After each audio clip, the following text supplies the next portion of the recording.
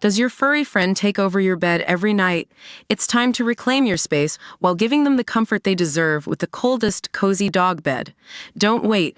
Check out the link in the video description to buy now on Amazon. A sprawling palace in Marbella, once home to the 13 wives of Saudi Arabia's king, has been left to rot for nearly 2 decades. The now crumbling Marmar Palace once had its own hospital, helipad, and even a mosque. Back in 1982, King Fahd built his very own White House replica in Costa del Sol, Marbella, overlooking the sea. YouTube explorer Jake, who shares videos of his adventures exploring abandoned buildings on YouTube, managed to sneak into the palace and told our channel he has had his eye on it since 2018. But up until last year, the palace was closely guarded by dogs and security guards. When Jake finally visited, the palace was caked in dust and widely vandalized, but remnants of its former glory remained. The king's summer getaway was designed to have a grand entrance of marble stairs, which still remain intact. But little of the palace's magnificence remains. Speaking to our channel, Jake said the handles and door knobs around the building were definitely real 24K gold, also known as pure gold. The king would use the palace to host extravagant events with his 13 wives, 3,000 family and friends, and a huge staff of 500.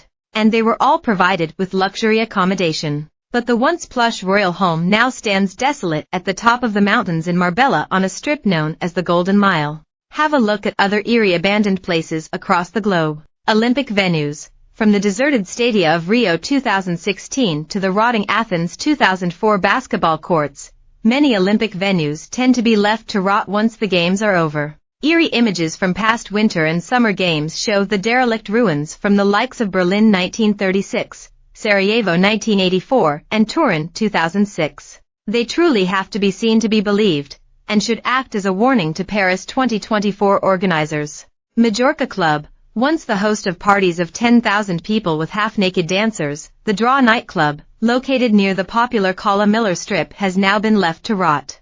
The party venue first opened its doors in 1984 and used to attract thousands of holidaymakers, celebrities, and famous performers. The massive building is now nothing but ruins, sticking out in the middle of the bustling Spanish party central. Pelé's mansion. Football legend Pelé's £1.1 million mansion has now been left to rot after the player's death.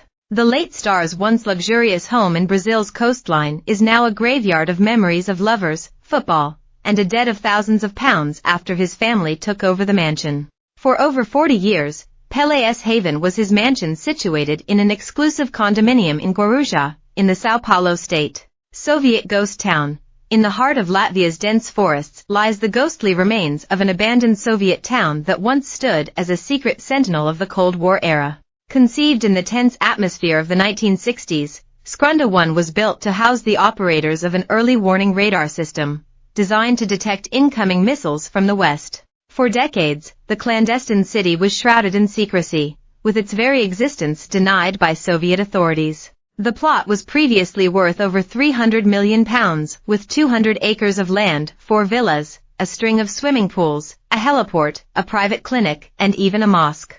Jake told our channel, it was surreal how big the place was.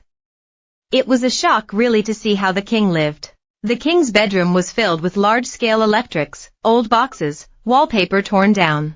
I found paperwork of the king's maids being paid €200,000 a month for their service of being a housekeeper.